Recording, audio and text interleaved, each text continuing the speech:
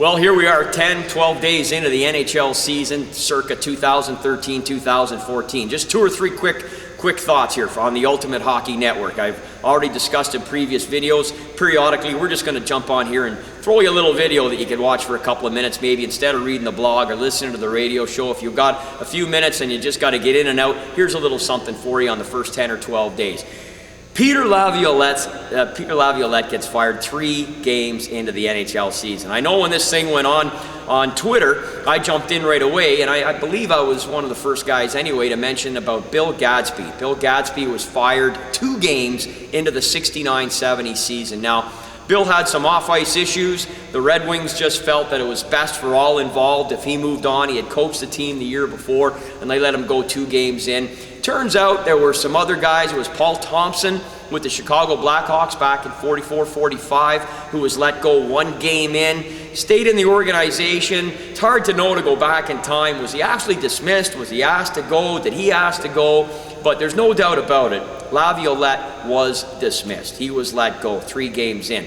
It would be shocking under any other criteria or any other discussion except for one thing. It's the Philadelphia Flyers. What has been a staple part of their diet, really, since the late 90s or early 2000s, after the whole Lindros debacle basically ended, has been how they have been one of the most dysfunctional families, if you will. Despite their trip to the Stanley Cup Finals just a few short years ago, keep in mind, they made the playoffs on the last night of the season. They had Chris Pronger, they had goaltending that just came in and got hot. They got good scoring up front. Claude Giroux played out of his mind. You had a number of things that came together, which is what we're seeing more of now, last season notwithstanding. We're seeing more teams just get hot at the right time and run with it. Philadelphia was an example that year, but for the most part, for the last 10 or 15 years, they have been pretty dysfunctional in terms of their signings, in terms of their inability to get some stable goaltending. Even when it looks like some has been available, free agent, they seem to avoid, they miss it, or they deal a guy out who goes on to win a Vezina trophy in Columbus. It doesn't matter which way they turn, they seem to screw it up.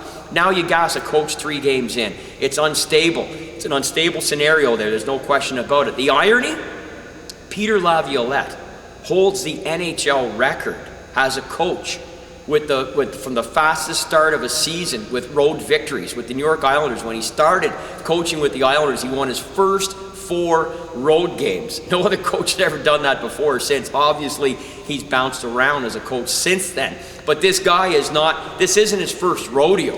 He knows what he's doing as a head coach, whether the message was lost or however it was lost. I mean, when you've got the owner coming on in the press conference saying, we've just finished our worst exhibition season, training camp, if you will, in history in 47 years, that says a lot. And whether Mr. Snyder is saying it to justify this early dismissal, whether he's saying it because he really believes it, I don't know. Mr. Snyder, were you at every single skate? I mean, I find that kind of hard to believe, but maybe you were, so I'll defer to you at this particular time. Either way, letting a coach go 3 games into a season is a sign of abject failure at this point in the Flyers' case.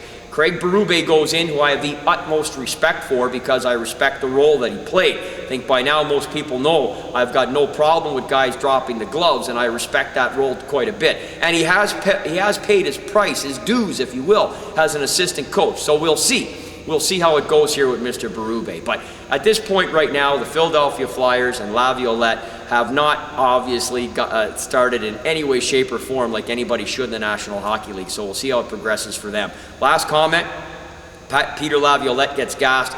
Conversely, Patrick Roy starting on fire. We have already discussed on Ultimate Hockey Network in different areas about his misconduct that he received and his fine on opening night the game against the Anaheim Ducks and pushing the partition. All he's done since then is win. Eventually, teams will lose. He will lose.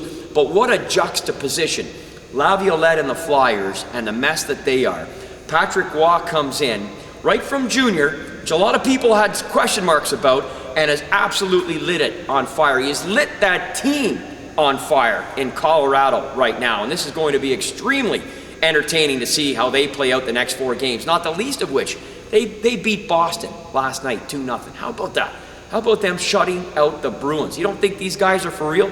They're for real. You know why? It takes this long for anybody that's played any competitive hockey to become their coach.